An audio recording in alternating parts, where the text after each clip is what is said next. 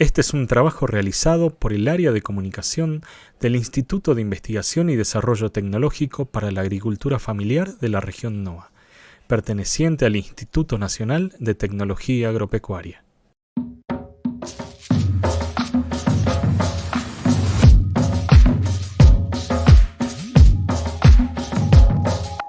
INTA y PAFNOA en formato radio.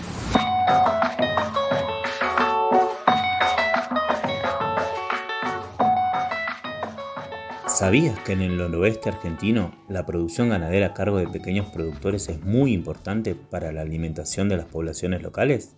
¿Sabías que se crían bovinos, caprinos, ovinos y camélidos aprovechando las pasturas que crecen en los llanos y en las altas montañas? ¿Sabías que esta actividad puede estar asociada a alguna zoonosis que... ¿Zoonosis? ¿Qué es zoonosis? Las zoonosis son aquellas enfermedades que se transmiten desde los animales a las personas. ¿Como por ejemplo? Como por ejemplo, la rabia, la salmonela, la hidatidosis. La hidatidosis, ¿qué es? Nunca había escuchado sobre esto. Sería muy bueno poder saber más sobre la hidatidosis y cómo afecta a nuestros animales y a las personas.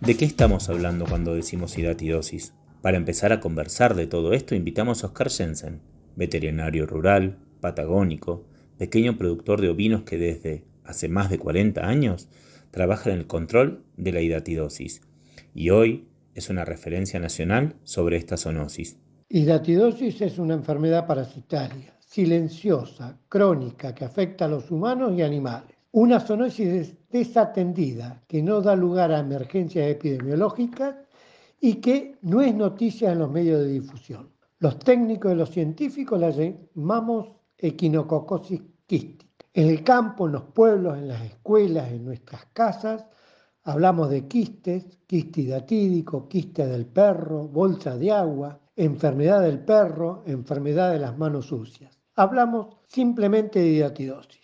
Está instalada en toda la Argentina y en todo el mundo.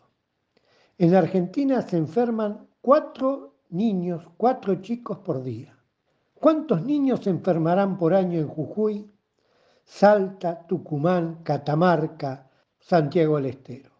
¿Cuántos casos de hidatidosis tendremos en la Puna, en los valles calchaquíes, en las quebradas, en la alta montaña tucumana, en las llanuras de Santiago?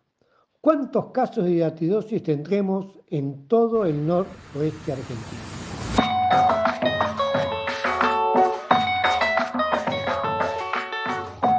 Bien, la hidatidosis la genera un parásito. Eso ya me queda claro.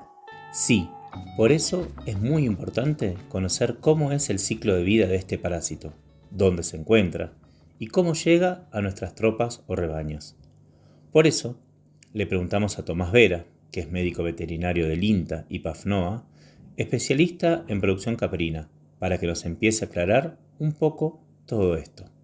Lo que tenemos que distinguir dentro del ciclo de la hidatidosis son 2 tipos de huésped. El huésped definitivo, que es el perro, y los huéspedes intermediarios, que son las vacas, las ovejas, las cabras, los cerdos, los caballos, las llamas y el hombre.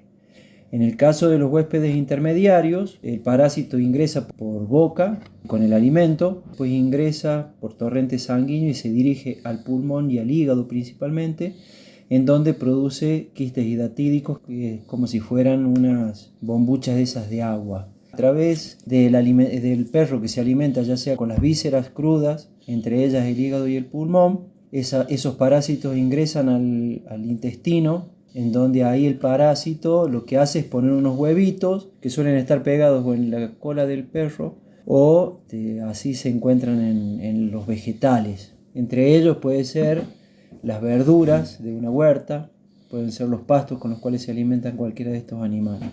Y así inicia un nuevo ciclo parasitario, digamos. Necesitamos que un herbívoro se contagie del parásito y que éste sea consumido por el perro para que el perro sea el que ponga los huevos en estado infestante para que así se inicie el ciclo. Entonces, por un lado, el parásito puede alojarse en nuestro ganado, en nosotros mismos, y también vivir en nuestros perros, pero no de igual manera. No entiendo. Claro, es como dice Tomás Vera. Existen dos tipos de huésped para el parásito. Por un lado, los huéspedes definitivos, que son más comúnmente el perro, pero también pueden ser gatos y algunos animales silvestres. En ellos el parásito madura y pone huevos. Pero también están los huéspedes intermediarios, que puede ser nuestro ganado, otros animales silvestres y hasta nosotros mismos, los humanos, en donde el parásito genera estos quistes hidatídicos. El parásito necesita de ambos tipos de huésped para completar su ciclo de vida. Te propongo escuchar qué nos dice Raúl Alfredo López, médico veterinario de la provincia de Catamarca. Él nos va a aclarar cómo es esta relación entre el parásito y el perro. INTA y PAF NOA en formato radio.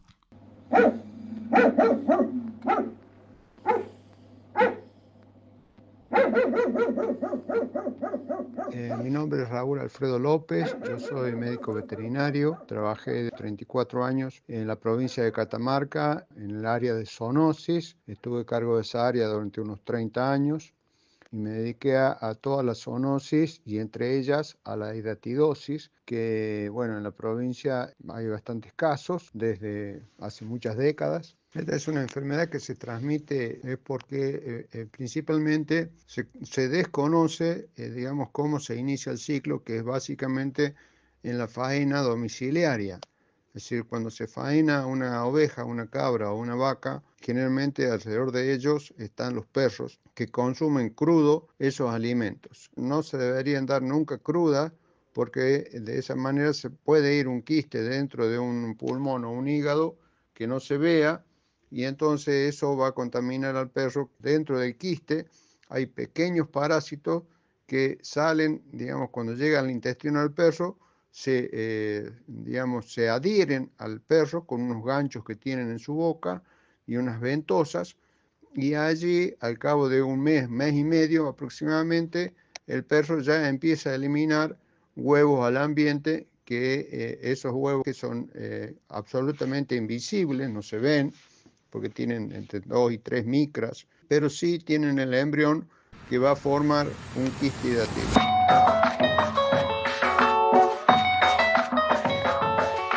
Entonces, este parásito ingresa a nuestros perros cuando ingieren achuras o vísceras crudas de animales infectados, algo que sucede generalmente en las faenas domiciliarias. Pero, ¿cómo ingresa a nuestra tropa o majada? ¿Cómo podemos ser nosotros los portadores de este parásito? Aquí Raúl López nos aclara un poco más este tema.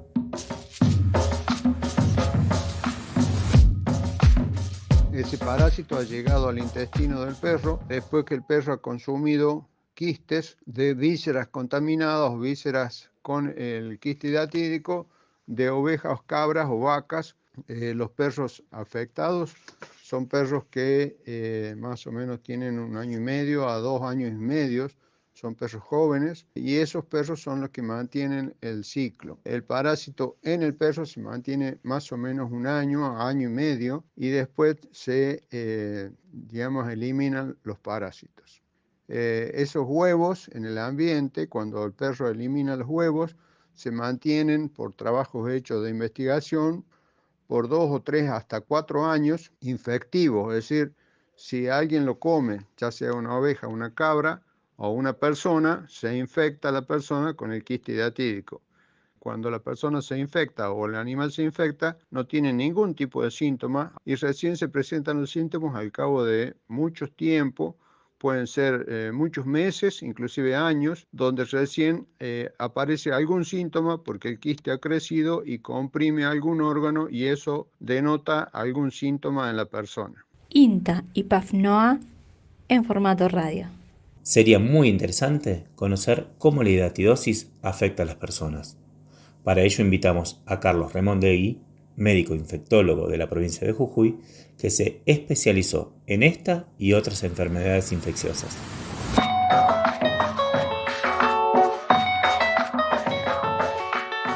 Bueno, soy el doctor Carlos Eduardo Remondegui, soy médico infectólogo de la UBA y también diplomado en medicina tropical en la Universidad de Brasilia.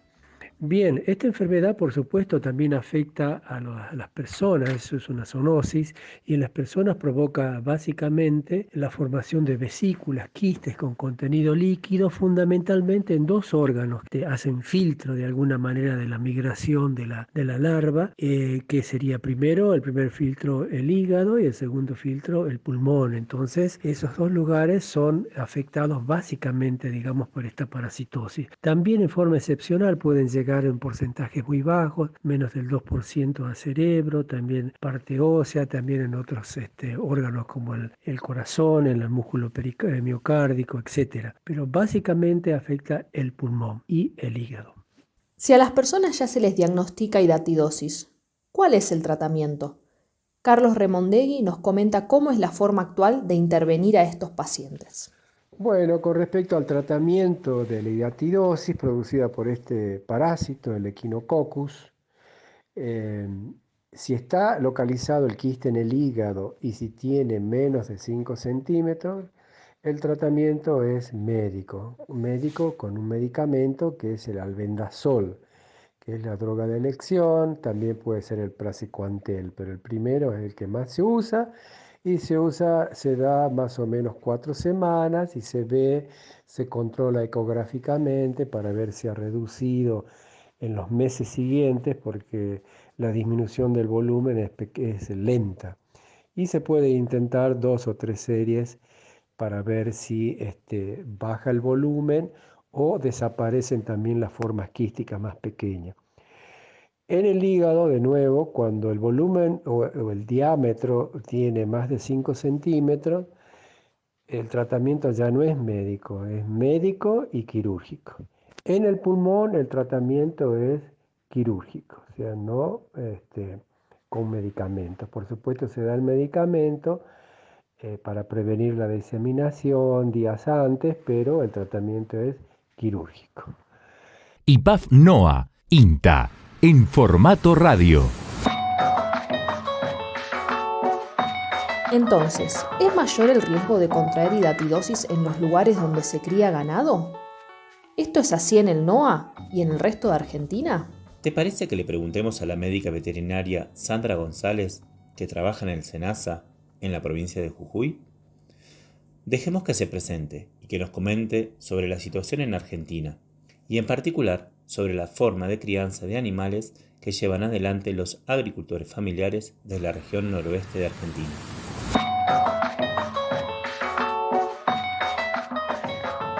Soy Sandra González, soy médica veterinaria, especialista en salud pública y en epidemiología. Soy también profesora en la Cátedra de Salud Pública en la Facultad de Ciencias Agrarias y Veterinarias de la UCASAL, acá en Salta.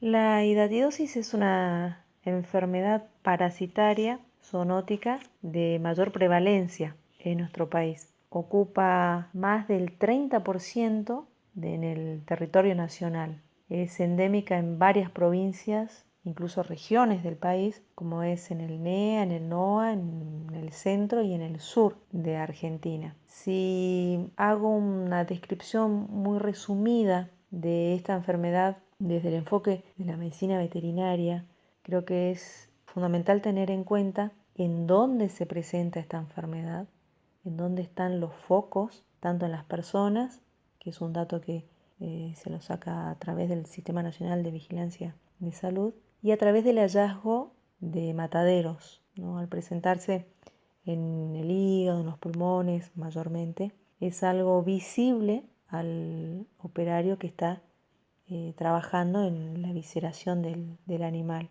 Y esto creo que es muy importante porque si nosotros tenemos en cuenta la forma de producción que tienen en estas zonas en cuanto a la crianza de ganado ovino y caprino, casi la totalidad de este ganado se encuentra en manos de pequeños productores que tienen una forma de trabajo de tipo pastoril, transhumancia. Entonces hay muchos factores que influyen que a la hora de la faena de los animales estos no lo realicen en los mataderos municipales, sino que lo lleven a cabo en sus hogares, en el campo. Y esto hace de que no haya un control sanitario de esas vísceras que muchas veces presentan esta fase larvaria de este parásito, y las personas por costumbre, idiosincrasia,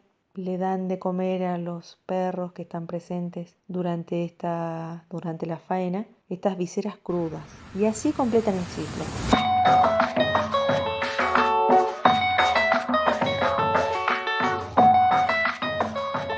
Sandra González plantea que existe hidatidosis en todas las regiones del país. Podríamos averiguar sobre cómo es la situación en cada una de las provincias del NOA. Excelente idea. Empecemos por Tucumán. Para ello, convocamos a la doctora María Beatriz Puchulu, a quien le preguntamos sobre lo que está pasando en esa provincia.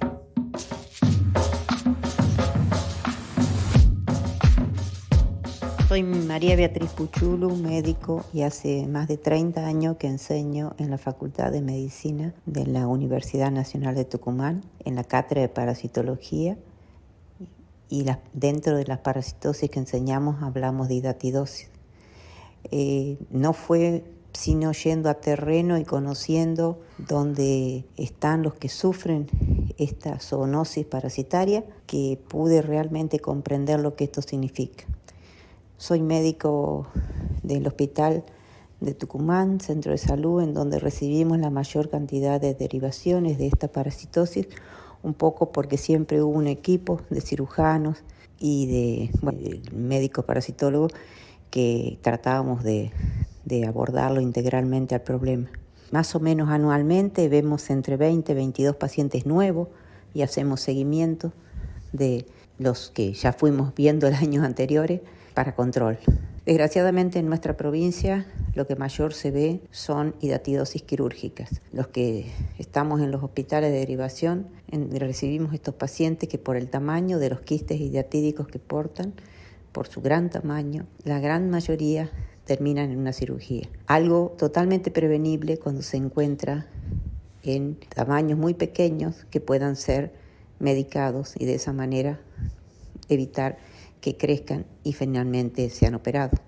Lógicamente esto se traduce en que lo que evitaría esto es el rastreo sistemático en las zonas que consideramos endémicas, que sabemos que son endémicas, porque se desarrolla la actividad agrícola, ganadera, en zonas pastoriles, en zonas donde se crían ovejas, en zonas donde el perro es tan importante como cualquier miembro de la familia porque trabaja en el cuidado de esas ovejas que son el sustento o las cabras de las familias que los tienen. En Tucumán eso se da en la zona de alta montaña, pero últimamente ya estamos viendo casos también que no tienen sí o sí la epidemiología o el hecho de que alta montaña es donde vivan.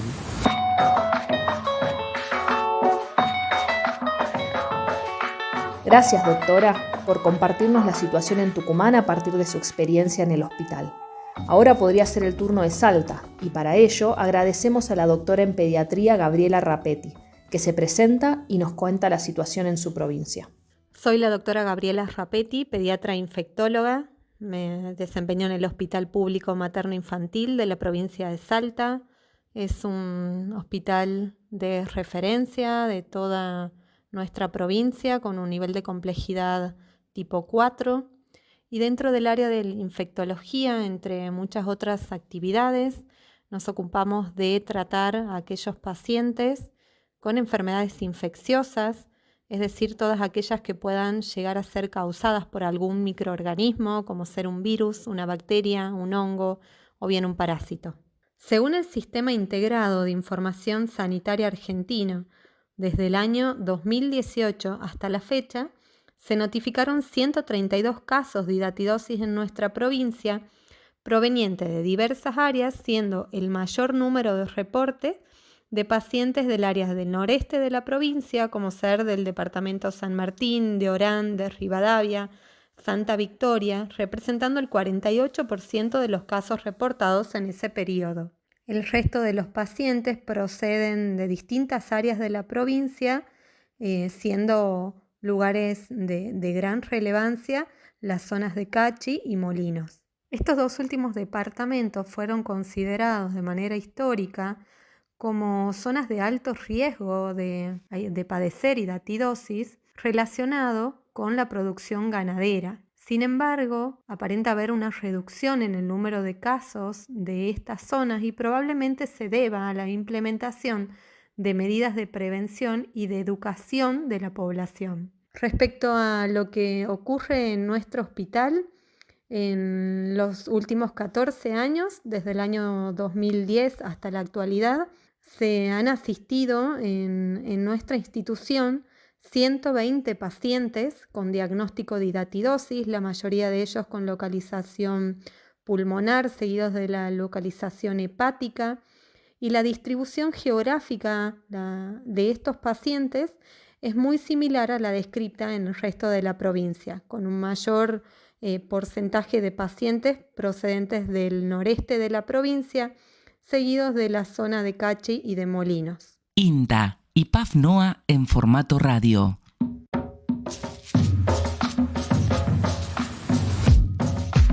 Muchas gracias, Gabriela.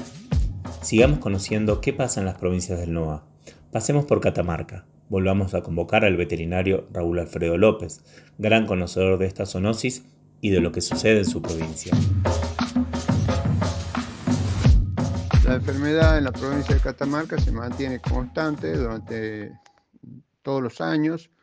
Hay casos que se presentan entre 5, 6 o 7 por año hasta más de 20 y se presentan en todas las edades, desde niños hasta personas bien adultas, principalmente en las personas que viven en zonas rurales o que hacen trabajos agrícolas también, pero tanto en mujeres como en hombres. Los quistes son desde pequeños, desde 1 o 2 centímetros, hasta quistes de 15 o 20 centímetros en los diferentes órganos del cuerpo. En la provincia de Catamarca, los casos de hidatidosis se dan, digamos, en forma endémica, es decir, todos los años se presentan un número de casos que se diagnostican. Y por supuesto hay muchos casos que no se diagnostican y que con los años van apareciendo y las personas empiezan a tener síntomas o eventualmente se hace algún diagnóstico por alguna imagen que se toma y se ve un quiste que en realidad no presenta síntomas, que es bastante común encontrar ese tipo de quistes, principalmente en personas que viven en zonas rurales, porque la enfermedad básicamente se mantiene entre el perro y las ovejas o las cabras, ya que el perro tiene el parásito adulto y las cabras y ovejas tienen el estado intermedio, aunque también puede ser que el estado intermedio, sea el quiste hidatídico, se encuentre también en vacas o en otros animales, inclusive animales silvestres. INTA y PAF NOA en formato radio. Leyendo el Boletín Epidemiológico Nacional de 2024, pude averiguar que, en Jujuy, entre el año 2019 y 2023, se registraron 76 casos nuevos de hidatidosis.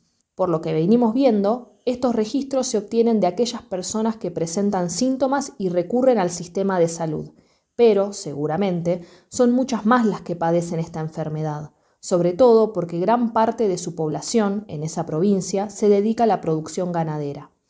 Allí, la crianza de rumiantes menores como cabras y ovejas es muy importante, pero también se destaca la presencia de camélidos silvestres como las vicuñas y domésticos como las llamas. Veamos qué otra información sobre Jujuy nos puede brindar la veterinaria Sandra González.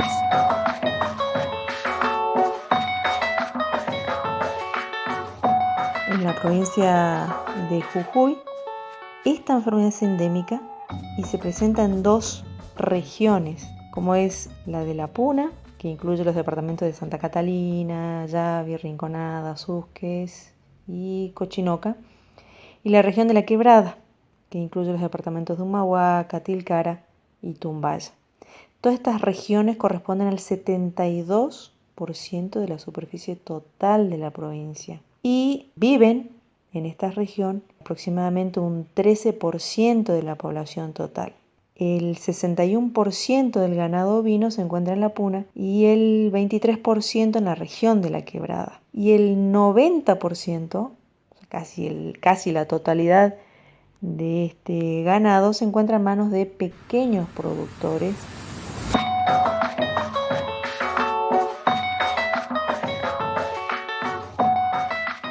qué sucede en Santiago del Estero, otra provincia con altos índices de producción ganadera? Según el Boletín Epidemiológico Nacional del año 2024, en Santiago del Estero se registraron 111 casos entre los años 2019 a 2023. ¿Sabías que en esta provincia existe un grupo de investigación del CONICET y de la Universidad Nacional de Santiago del Estero sobre hidatidosis? Este grupo puede ofrecernos información complementaria sobre la situación de las familias y los riesgos de contraer esta enfermedad. Los convoquemos para que nos cuenten un poco más sobre su trabajo, invitando al médico Danoy Villamicó, quien viene investigando sobre esta temática. Mi nombre es Danoy Villamicó, soy médico epidemiólogo y pertenezco al grupo de investigación del Instituto Multidisciplinario de Salud, Tecnología y Desarrollo, que es una unidad ejecutora de doble dependencia, CONICET y Universidad Nacional de Santiago del Estero.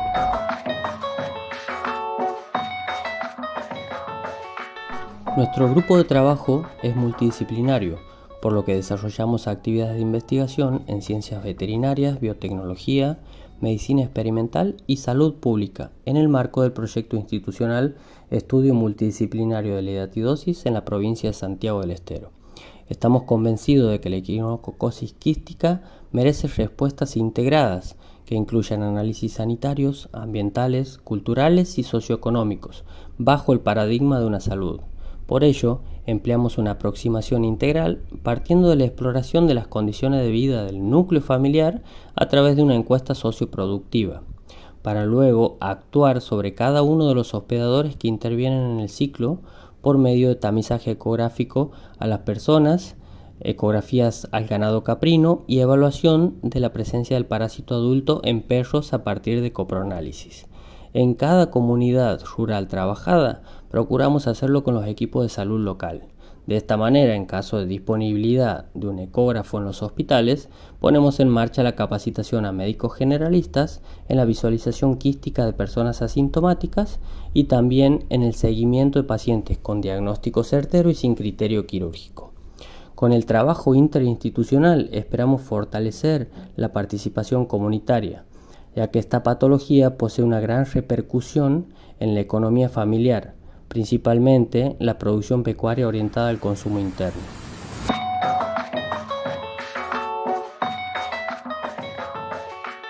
Mediante nuestro abordaje multidisciplinario ejecutado durante el año 2022, el 61% de los 215 hogares encuestados presentó un elevado riesgo de transmisión para equinococosis quística, considerando el núcleo familiar y sus modos de producción.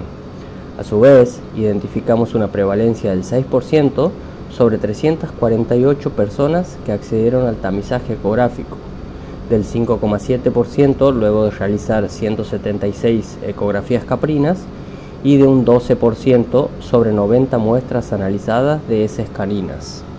INTA y PAF-NOA en formato radio.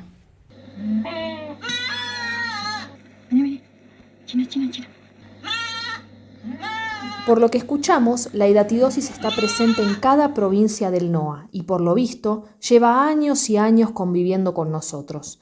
Voy comprendiendo que para erradicar la hidatidosis es necesario el trabajo mancomunado entre diferentes organismos del Estado, las comunidades y familias. Para conocer en primera persona las consecuencias de la hidatidosis, invitamos a una productora de los Valles Altos salteños, a quien le agradecemos y valoramos mucho su testimonio, para que nos cuente cómo este parásito afectó la salud de su hijo y la dinámica familiar. De contagiar no sé cómo se contagió, supuestamente porque uno vive en el campo y ellos juegan libremente y quizás alzó unas heces de perro y se contagió. Él cuando le hacían ecografías, le hacían estudios, pero nunca me dijeron tiene hidatidosis, porque él sufrió desde 7, 8 años la enfermedad. Después él le agarró un peritonitis, entonces lo operaron y ahí se dieron que le diagnosticaron un quiste hidatídico en el hígado, que supuestamente ya era grande y casi le tapaba todo su hígado, entonces eso tenía que operarse. Estuve internado el tiempo que para curarse su operación de peritonitis y en esos días, antes que le den el alta, o sea, ya le habían medicado para que haga el tratamiento para después operarlo del hígado. Pero antes de que le den el alta por peritonitis, él sintió fuertes dolores en los costados, cosa que dijeron que era una neumonía intrahospitalaria. Pero después yo escuché a los médicos decir que también era hidatidosis, le hicieron una punzación en el pulmón, él pasó a terapia intermedia y bueno, salió ese líquido que supuestamente también era del quiste hidatídico del pulmón. Bueno, pasó ya, se puso complicado, pasó a terapia intermedia y era como que había temor de operarlo para operarlo del hígado. Se compuso un poco y bueno, lo operaron del quiste del hígado. Ahí no hubo complicaciones, se curó más tranquilamente, digamos. Es que él tuvo en el hospital creo que 1 mes o 2 o 3, no me acuerdo, pero fue un largo tiempo de estar con él en el hospital. Bueno, de ahí salió y bueno, después le hicieron estudios y le volvieron a diagnosticar este quiste que aún está en el pulmón, que en realidad tenía turno para operación, fue antes que él termine el colegio, como a sus 17 años. Yo no lo hice operar porque el miedo que ellos me dijeron que no sé, quizás no podía resistir y esas cosas. Entonces no fue operado esa vez y después ya se vino pandemia. Fuimos a hacer de nuevo los estudios para ya la operación y otra vez cerraron el hospital por pandemia. Y bueno, después ya como ellos crecen, ya son adolescentes, ya quieren tomar sus decisiones, no quería saber nada, decía que sea lo que Dios quiera, por así decirlo. Si estaba bien, si estaba mal. Pasó un tiempo y ahora es como que él sí está de ánimos de hacer operarse y esas cosas, pero bueno, como que se complicó, no hay turno y nada de eso, así que ahí está con su quiste aún en el pulmón. De lo demás antes, quizás se acuerda muy poquito, la pasamos mal porque cosas como que decían los médicos que él no iba a resistir, pero salió adelante. Pero sí le complica la vida porque quiso entrar a una empresa a trabajar y no pudo porque le salió eso, ¿ves? Por ejemplo, ahora. Y entonces de ahí que él como que tomó la decisión de sí, querer hacerse operar.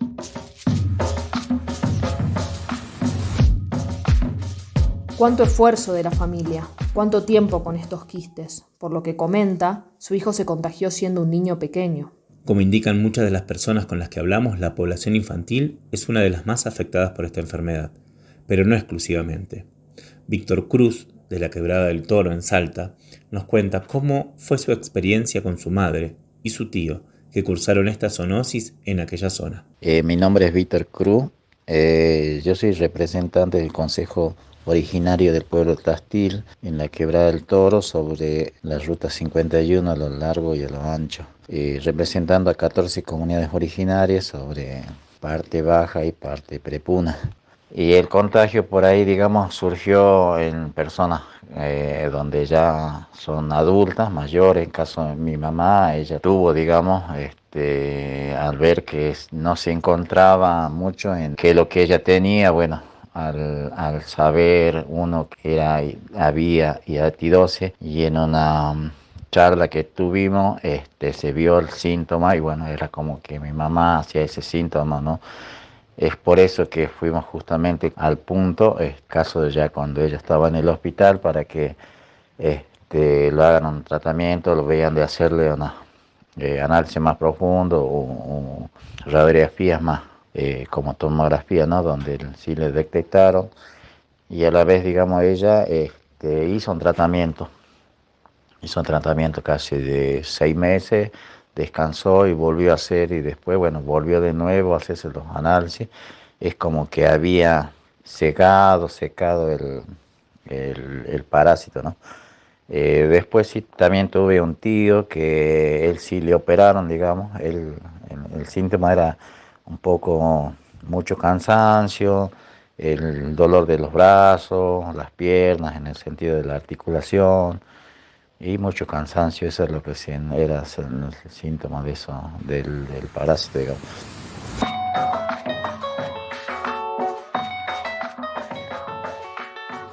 El sufrimiento de las personas que tienen esta enfermedad y de sus familias es muy grande. Aquí hemos compartido apenas 2 relatos, pero los casos se multiplican y podemos presumir que son muchas más las personas afectadas que aquellas registradas por el sistema de salud y que aparecen en los boletines epidemiológicos. Para reflexionar sobre esto convocamos a Alberto Parra, bioquímico e investigador de la provincia de Tucumán, que trabajó durante décadas con esta enfermedad y que nos puede contar sus experiencias con las familias de productores agrícolas ganaderos que cursaron esta zoonosis.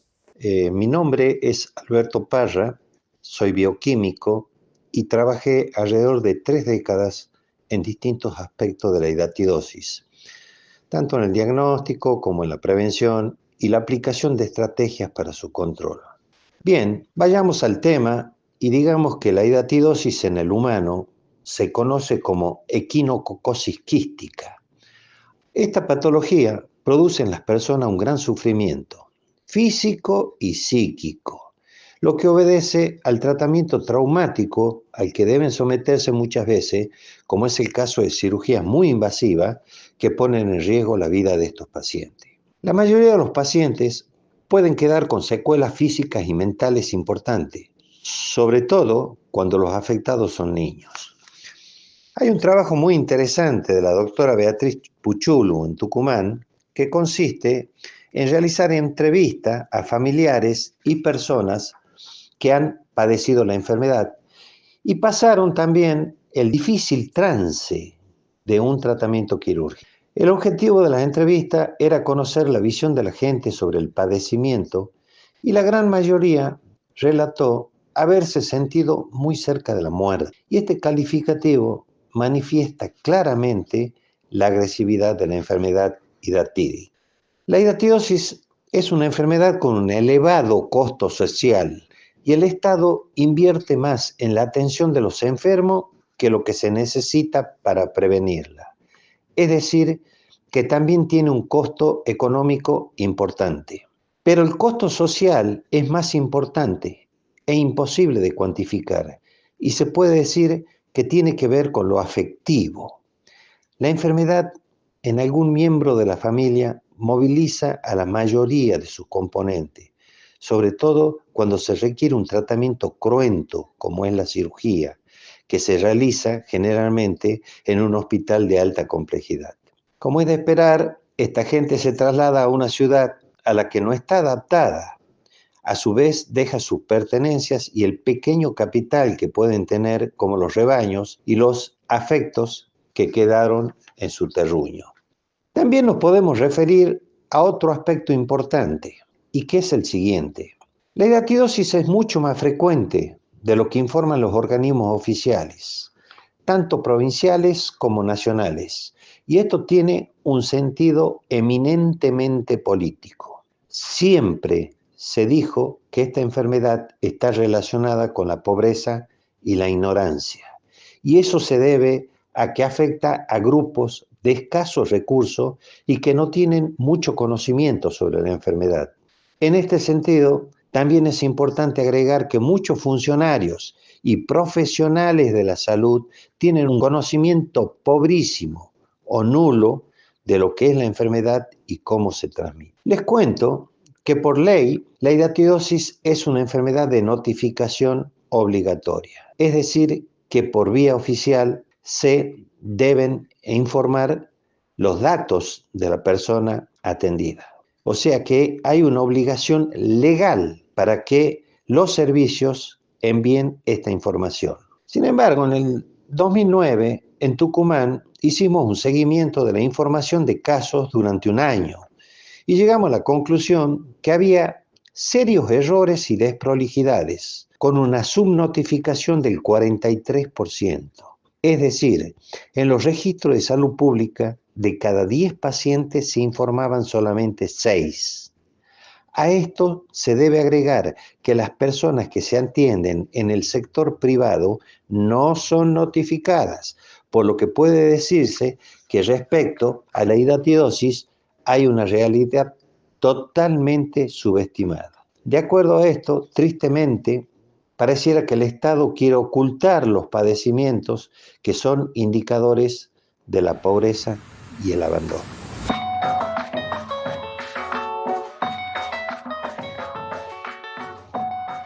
A pesar de que parece posible controlar esta zoonosis, observamos que no solo persiste en las comunidades, sino que va creciendo en otras regiones, siempre lenta y silenciosamente. Le preguntamos a Alberto Parra, ¿qué sugerencias puede ofrecer a las instituciones responsables del control de la enfermedad?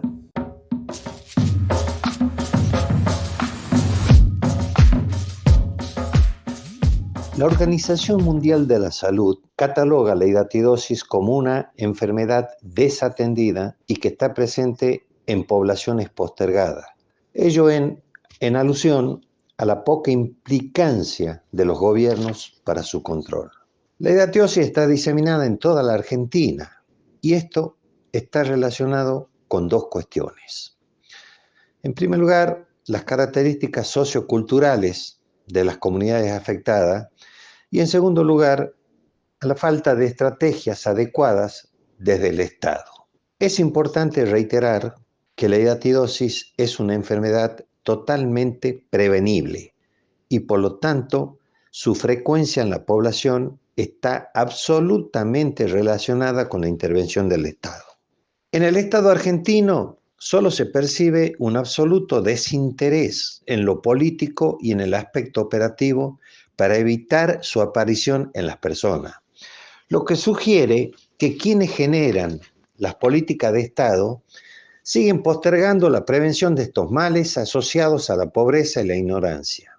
La hidatidosis, al igual que otras enfermedades, que serían varias para enunciarlas, es un padecimiento de pobres, de personas que viven en lugares remotos y que por la cantidad de habitantes no son un caudal atractivo de votos para los políticos. Con respecto al ámbito sociocultural, son regiones de población dispersa, donde se realizan prácticas agrícolas-ganaderas en pequeña escala como actividad de subsistencia. Se trata de comunidades pobres, con pocos recursos y que padecen deficiencia en asistencia social, sanitaria y educativa. O sea, resumiendo, son realmente poblaciones olvidadas. Con frecuencia observamos que lo que se hace en salud está muy lejos de lo que se pregona. Y por eso podemos preguntarnos si realmente se hace lo que se debe o se hace lo que se puede. Los ejecutores de un programa de control deben tener un total conocimiento sobre los hábitos y las costumbres de las familias y también conocer los recursos que tiene la gente para enfrentar la enfermedad.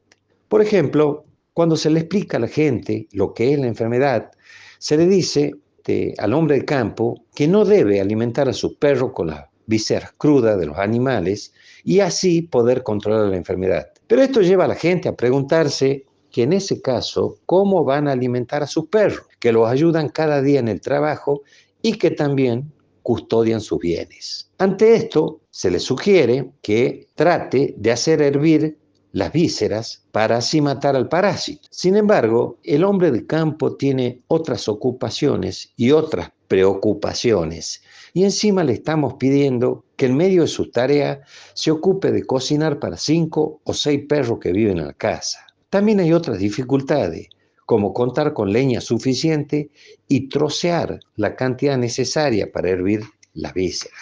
Obviamente, la realidad que viven estas personas no les permite ocuparse de otras cosas, además del mantenimiento de su familia y el cuidado de los animales. Pero aún así, queda un recurso, que es dar una pastilla para desparasitar al perro, lo que personalmente considero la principal herramienta para el control de la hidatidosis. Este hábito de dar periódicamente la pastilla para desparasitar al perro es algo que la gente sí puede incorporar, aunque debe aplicarse mensualmente y debe tener continuidad en el tiempo. Por otro lado, le corresponde al Estado proveer rigurosamente a la población de los antiparasitarios en cantidad suficiente y en el tiempo correcto, de tal manera que no se interrumpan las desparasitaciones. Hemos observado en gran parte del área endémica que la gente ya ha llegado a naturalizar la enfermedad, como que padecerla o no es cuestión de suerte o del destino, lo que demuestra que a lo largo de los años las autoridades de salud no hicieron un buen trabajo. Por último, deseo citar una frase de Ramón Carrillo, que la mayoría de la gente solo lo conoce por los nuevos billetes de 2.000 pesos que salieron a circulación en los últimos tiempos. Este médico santiagueño, que tanto hizo por la salud pública argentina, decía, y presten atención, los problemas de la medicina no pueden resolverse si la política sanitaria no está respaldada por una política social. Las conquistas científicas solo sirven si son accesibles al pueblo.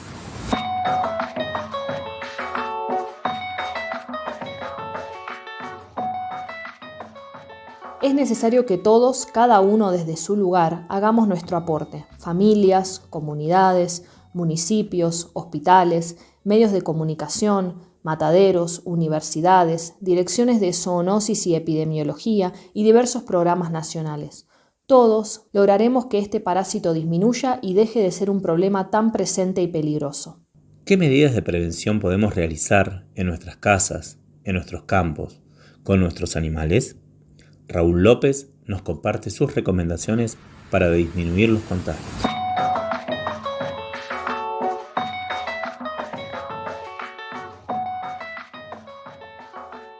La enfermedad se contagia básicamente por el contacto humano del perro con el niño, básicamente, que juegan, se lamen. El perro lame al niño y el niño lame al perro. El niño no se lava las manos y se mete la mano en la boca. Y también eso es muy frecuente, o sea que los perros que juegan con niños tienen que ser muy, muy bien cuidados de desparasitarlos constantemente, sobre todo los perros que comen vísceras crudas. La otra forma de contagio bastante frecuente es a través de verduras contaminadas, puede ser lechuga o alguna otra verdura cruda que se coma cruda, y eso lo que se debe hacer es ponerlo en un bol con agua con vinagre, una buena cantidad de vinagre, durante unos 5 a 10 minutos, y ese vinagre lo que hace es mata el huevo, y entonces se desinfecta, de alguna manera se desinfecta la lechuga que se va a consumir. Y por supuesto el lavado absolutamente frecuente de las manos, que son la vía más común de llevar el huevo al tocar un perro que está contaminado o tocar verduras que están contaminadas y llevarse la mano en la boca o comer un pedazo de pan o de algo que uno contamina la comida con la mano sucia, digamos. INTA y PAFNOA en formato radio. Perfecto. Queda claro que lavarse las manos permanentemente, desparasitar a los perros periódicamente y no darles vísceras crudas como alimento son acciones claves que podemos hacer desde las casas. Pero, a nivel comunitario, ¿qué podemos hacer? Te propongo volver a convocar a Víctor Cruz, del pueblo Tastil, para que nos cuente qué vienen haciendo desde 2010 en su comunidad, más allá del apoyo que reciben de los gobiernos locales y provinciales. Nosotros hemos venido trabajando desde el 2010, y bueno, ahí donde se detecta parásito de hidatidosis, y bueno, ahí empezamos a hacer una concientización y a desparasitar a los perros, y bueno, volver al hospital para que podamos conseguir, porque eran unas pastillitas que había que darle cada 45 días a los perros. Pero la cuestión es que también desde el Ministerio de Salud no se puede conseguir las pastillitas, los desparasitarios, el praziquantel, creo que era uno. Pero bueno, seguimos concientizando, cuidando de los perros a las personas, digamos. Así que igual nosotros seguimos generando con el hospital para que se pueda conseguir estos desparasitarios, así que, pero ya hace un año y más, y bueno, porque nosotros hemos capacitado 15 chicos de distintas comunidades justamente para por este tema, digamos, de hidatidosis y bueno, otros parásitos del ganado, porque en nuestras comunidades hay vivimos de eso, digamos, del ganado, digamos, tanto la cabra, la oveja y la vaca. Hoy no tenemos una matrícula oficial, pero sí estamos dando charla a lo que nosotros hemos aprendido a lo largo del programa ese de capacitación, digamos.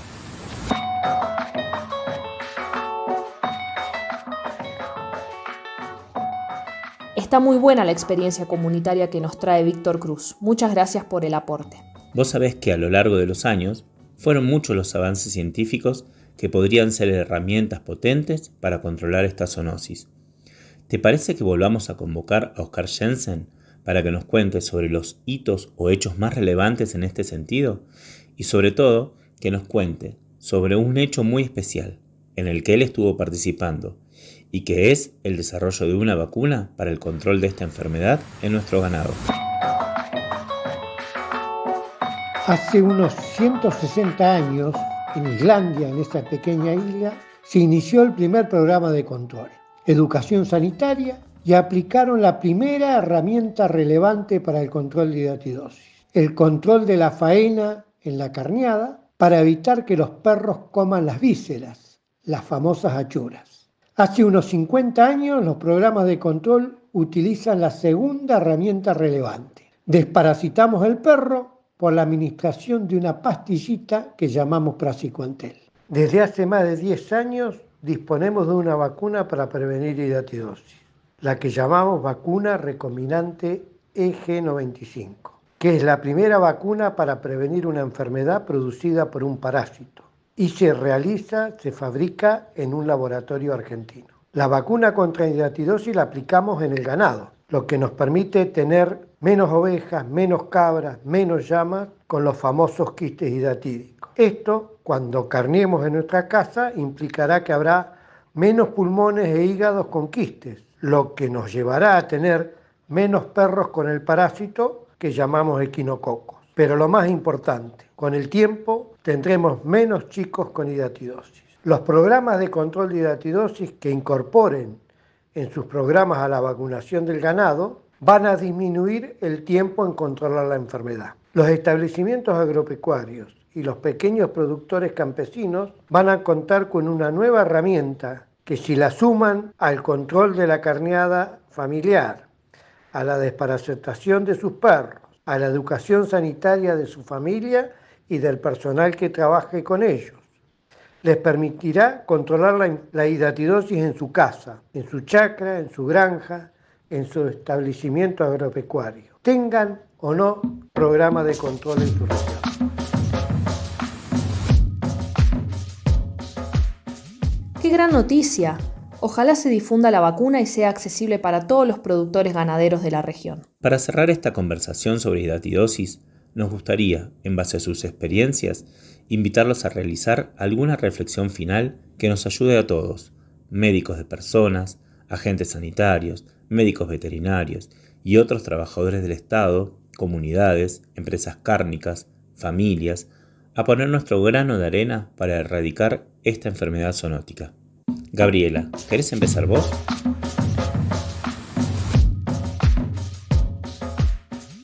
La hidatidosis continúa siendo un importante problema de salud pública que tiene un origen multifactorial relacionada con las áreas de producción ganadera, tanto ovina como caprina, con la infraestructura sanitaria deficiente, el escaso conocimiento que existe en la población con respecto a la enfermedad, como así también a la tenencia de perros sin una adecuada atención veterinaria. Esto resulta de gran importancia para poder tomar medidas y fortalecer estrategias de trabajo a nivel local que estén dirigidas a la prevención y la educación sanitaria.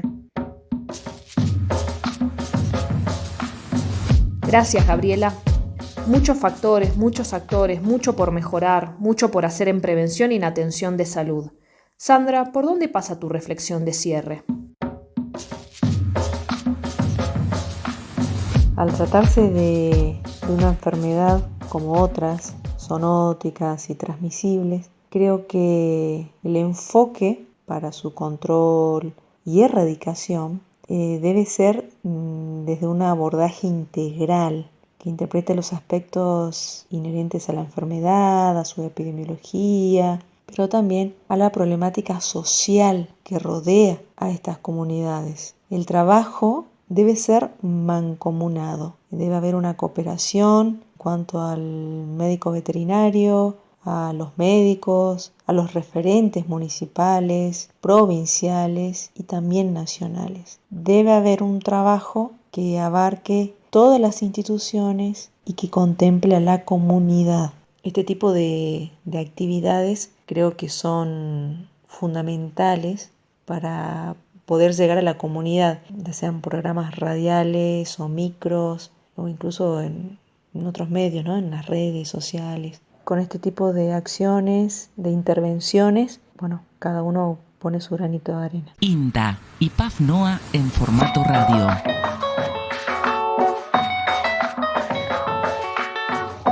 Muchas gracias. Esa es la idea central de esta producción radiofónica. Poner en relevancia esta problemática, comunicarla, proponer diferentes miradas y además invitar a la acción de todos los que de una u otra manera estamos involucrados. Sí, y una de esas voces es la del hospital público, que día a día conviven con esta problemática, a partir de que las personas ya presentan síntomas y a veces muy graves. Por eso, doctora Puchulu, le pedimos que nos comparta su reflexión de cierre.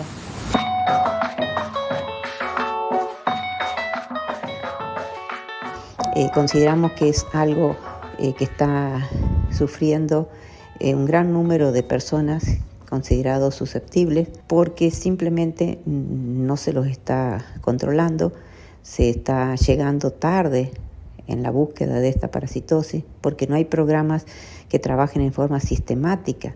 Por eso decimos que esta es una parasitosis que la sufren generalmente poblaciones olvidadas o desatendidas, o también podríamos decir que esta es una zoonosis desatendida en poblaciones olvidadas.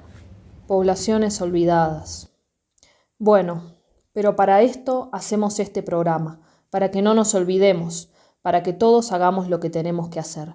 Le proponemos a Raúl López una reflexión final sobre esto. Desde el punto de vista, gubernamental, o sea, la parte estatal, debe tener un compromiso constante durante muchos años y trabajar en la prevención y en la educación. Eso es un tema absolutamente central para evitar la enfermedad. Es decir, se debe hacer un trabajo de educación donde se muestre el ciclo a las personas, se hable de todo lo que se dice, de prevenir y cómo es el ciclo y cómo se mantiene en el ambiente. Los laboratorios que trabajan en el país son varios y hacen diagnósticos tanto de perros contaminados como de estudios genéticos, donde se ven qué tipo de cepa está actuando, ya que hay varios tipos de cepas distintas y que afectan diferentes órganos. Es decir, el trabajo de laboratorio es muy importante y el trabajo médico también es muy importante, ya que se hace un diagnóstico y ahí se ve si se trabaja de forma preventiva con el medicamento o se interviene quirúrgicamente.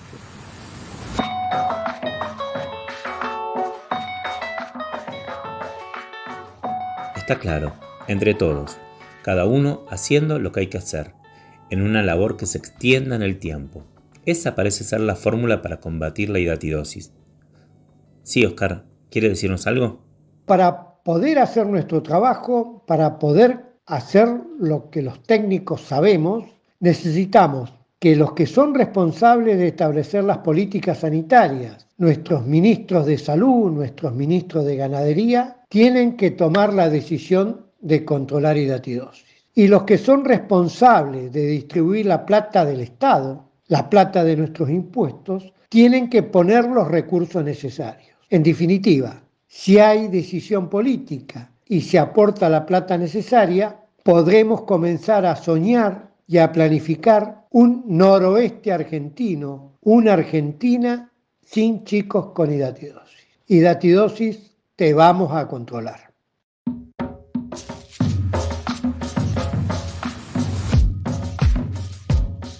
Les agradecemos a todos los que participaron y compartieron su experiencia sobre la hidatidosis. Esperamos que esta producción radiofónica, impulsada desde el equipo de comunicación del IPAF NOA INTA, les haya servido y sea una herramienta más para el control y erradicación de esta zoonosis.